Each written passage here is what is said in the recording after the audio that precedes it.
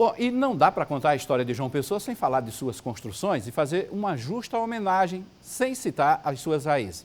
Sem citar a Rua das Trincheiras, que leva este nome porque já foi usada como ponto de barricadas para evitar invasões. Hoje, a Rua das Trincheiras sofre com um abandono de casarões importantes, mas já foi uma região de muita prosperidade. Acompanhe nessa reportagem de Oscar Xavier.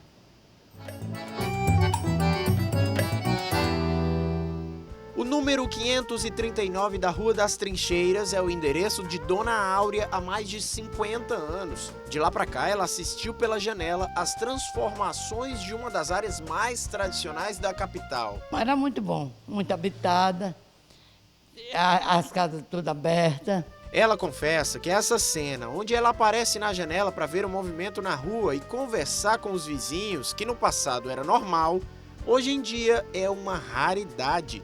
Questões de segurança. Nessa época a gente ficava conversando, atravessava a rua tranquila, para lá e para cá. Hoje tudo é difícil. A Rua das Trincheiras é um histórico logradouro de João Pessoa que possui aproximadamente 1 quilômetro de extensão, interligando o centro com os bairros de Jaguaribe e Cruz das Armas. O bairro surgiu em torno de 1710, durante a Guerra dos Mascates, em Pernambuco. Por conta do conflito, ocorreu a construção de entrincheiramentos na região, na qual atualmente se localiza a rua. Por se encontrar em uma localidade periférica, o espaço tinha importância como interligação entre a capital paraibana e Pernambuco, assim como de outros centros urbanos nas proximidades. No início do século XVIII, quando acontece a chamada Guerra dos Mascates, conhecida popularmente, que é uma disputa entre a elite dos donos de engenho de Olinda e os comerciantes recifenses. E isso debanda, evidentemente, uma guerra assim, armada, e o governador da capitania da Paraíba, João da Maia da Gama, teria mandado em algum trecho aqui, logo depois da igreja de Bom Jesus dos Martírios, que hoje em dia é a igreja de Nossa Senhora de Lourdes. Então ali, mais ou menos em algum ponto, ele manda fazer uma trincheira, porque se viessem tropas de Pernambuco, a entrada sul da cidade estaria fechada. Nós demos uma olhada no mapa de João Pessoa feito há mais de 160 anos. Àquela altura, a cidade se resumia ao que hoje é o centro histórico da capital. E a Rua das Trincheiras, inicialmente, era um corredor de saída da cidade em direção ao sul. Nos primeiros 200 anos, a cidade o seu núcleo urbano era restrito, ao que hoje a gente chama de centro, não chegava nem a lagoa. Isso perdurou até o fim do século XIX e início do século XX. A partir daí, a cidade começa a se expandir e a Rua das Trincheiras muda de perfil e passa a ser uma área nobre. Nessa época, como a cidade começa assim, a se distanciar do centro, famílias mais abastadas, de comerciantes, fazendeiros, donos de usinas, enfim, pessoas proeminentes economicamente na sociedade, essas pessoas vão começar a construir casas de grande porte.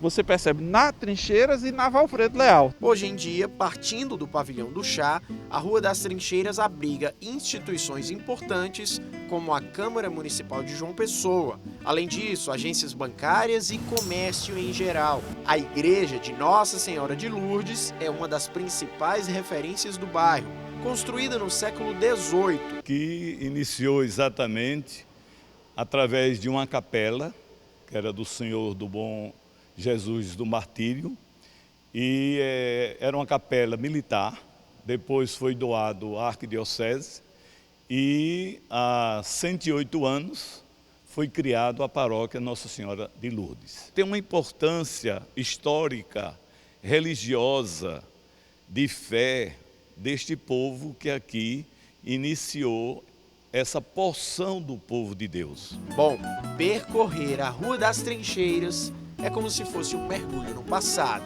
A Rua das Trincheiras guarda em suas construções a lembrança do que era a capital de antigamente. Vilas e casas centenárias que ainda abrigam moradores como a Dona Áurea. Só que boa parte destas construções estão abandonadas ou por conta de disputas judiciais de herdeiros ou aguardando processos de restauração. Alguns em situação ainda de boa, né, de moradia, seus proprietários conservaram, e outras até está um pouco desgastado ou em ruínas, e alguns invadidos por moradores de rua, coisas desse tipo, né? A gente observa que, na maioria dos casos, é porque aquelas áreas mais antigas da cidade realmente foram praticamente abandonadas. Triste. Aliás, a paisagem continua espetacular, mas com o monumento, que é tombado pelo patrimônio histórico, jogado às traças, fica difícil alguém querer passear por aqui nos dias de hoje. Quem construiu a balaustrada foi a prefeitura de João Pessoa, né? Foi em 1947 que ela construiu, justamente quando iniciou também a fábrica de cimento lá na Ilha do Bispo, né? Como tinha muita gente da periferia foi morar lá, aqueles grandes casarões que estavam em cima, eles ficaram com medo de pessoas subirem por ali, resolveram fazer uma proteção na barreira e construir aquele belvedere, que é o nome técnico, né? E aquela pracinha de época e colocar um busto de um ex-prefeito da cidade.